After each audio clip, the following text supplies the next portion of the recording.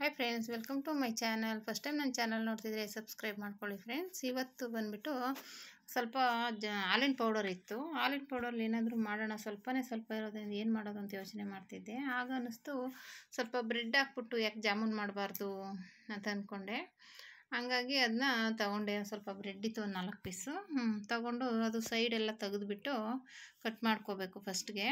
ಅದಕ್ಕೆ ನಾನು ತೊಗೊಂಡಿರೋದು ಹಾಲಿನ ಪೌಡ್ರ್ ಇದೆ. ಅದಕ್ಕೆ ಸ್ವಲ್ಪ ಸಕ್ಕರೆ, 1-2 ಏಲಕ್ಕಿ ಕಾಯಿ ಹಾಕ್ತೀನಿ. ಇದಿಷ್ಟೇ ಐಟಮು. ಅದು ಮನೇಲಿತ್ತಲ್ಲ, ಮಕ್ಳಿಗಾಗುತ್ತೆ, ಬೇಜಾರೆಲ್ಲ ತಿನ್ನೋಕೆ ಚೆನ್ನಾಗಿರುತ್ತೆ ಅಂದ್ಬಿಟ್ಟು ಮಾಡ್ತಾಯಿದ್ದೀನಿ. ಇದು ಬಂದುಬಿಟ್ಟು ಬ್ರೆಡ್ನ ಹಾಲು ಹಾಕ್ಬಿಟ್ಟು ನೆನೆಸ್ತಾ ಇದ್ದೀನಿ. ಇಲ್ಲ ನೀರು ಹಾಕ್ಬಿಟ್ಟು ನೆನೆಸ್ಬೋದು, ಏನಿಲ್ಲ. ಹಾಲು ಹಾಕಿದ್ರೆ ಚೆನ್ನಾಗಿರುತ್ತೆ ಅಂತಷ್ಟೇ. ಅದು ನೆನಿಬೇಕು. ಒಂದು 5 ನಿಮಿಷ ಬಿಟ್ಬಿಟ್ರೆ ಅದು ಫುಲ್ಲು ನೆನ್ಕೊಳ್ಳುತ್ತೆ. ನೆಂದ ಮೇಲೆ ಅದಕ್ಕೆ ಹಾಲು ಪೌಡ್ರ್ ಹಾಕಿ ಗಟ್ಟಿಯಾಗಿ ಕಲಿಸ್ಕೋಬೇಕು.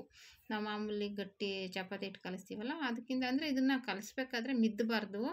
ಸ್ಮೂತಾಗಿ ಮೆತ್ತಗೆ ಕಲಿಸ್ಕೋಬೇಕು. ಜಾಸ್ತಿ ನಾದಕ್ಕೆ ಹೋಗ್ಬಾರ್ದು.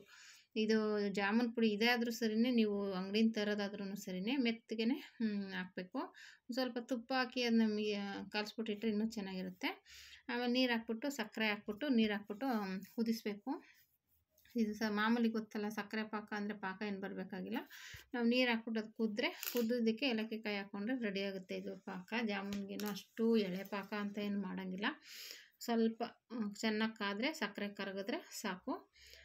ಅದು ಚೆನ್ನಾಗಿ ಕರಗಿದ್ಮೇಲೆ ಒಂಚೂರು ತುಪ್ಪ ಹಾಕ್ಕೊಂಡು ನಾನು ಇದಕ್ಕೆ ಹಿಂಗೆ ಮಿದ್ಕೊಂಡು ಉಂಡೆ ಕಟ್ಕೊತೀನಿ. ಎಷ್ಟೆಷ್ಟು ಉಂಡೆ ದಪ್ಪ ಬೇಕು ನೋಡಿಕೊಂಡು ಉಂಡೆ ಮಾಡ್ಕೊಳ್ಳೋದು ಅಷ್ಟೇ, ಇನ್ನೇನಿಲ್ಲ. ನೀಟಾಗಿ ಉಂಡೆ ಮಾಡಿ ಸೈಡ್ ಬಿಟ್ಕೊಂಡು, ಆಮೇಲೆ ಎಣ್ಣೆ ಕಾದ್ಮೇಲೆ ಸಣ್ಣ ಉರಿಲೇ ಕಾಯಿಸ್ಬೇಕಿದು. ನೀವು ಬೇರೆ ಜಾಮೂನಾದರೂ ಅಷ್ಟೇ, ಇವಾಗ ಇದಾದರೂ ಅಷ್ಟೇ, ಉರಿ ಸಣ್ಣ ಇರಬೇಕು. ಜಾಸ್ತಿ ಉರಿ ಇಟ್ಟರೆ ಸೀದೋಗುತ್ತೆ, ಒಳಗಡೆ ಬೇಯೋದಿಲ್ಲ. ಹಾಗಾಗಿ ಒಂದು ಸ್ಪೂನ್ ತಗೊಂಡು ಇದು ಮಾಡಿ, ಸೌಟಲ್ಲೆಲ್ಲ ಇದು ಮಾಡೋಕ್ಕೆ ಹೋಗ್ಬೇಡಿ. ನಾನು ಸ್ಪೂನೆಲ್ಲ ತಿರುಗಿಸಿ ಅದು ಒಂದೊಂದು ಕಡೆ ಸೀದೋಗ್ತಾ ಇತ್ತು. ಅದನ್ನು ತೆಗೆದುಬಿಟ್ಟು ನಾನು ಪಾಕಕ್ಕೆ ಹಾಕ್ತಾಯಿದ್ದೀನಿ. ಒಂದೊಂದು ಕಡೆ ಬೆಂದಿರೋದು ತೆಗೆದು ಹಾಕ್ಬಿಟ್ಟು ರೆಡಿ ಆಗುತ್ತೆ ಜಾಮೂನ್. ಈ ಥರ ಟ್ರೈ ಮಾಡಿ ಫ್ರೆಂಡ್ಸ್. ಹೇಗೆ ಬಂತು ಅಂತ ಕಮೆಂಟ್ ಮಾಡಿ. Thank you for watching friends.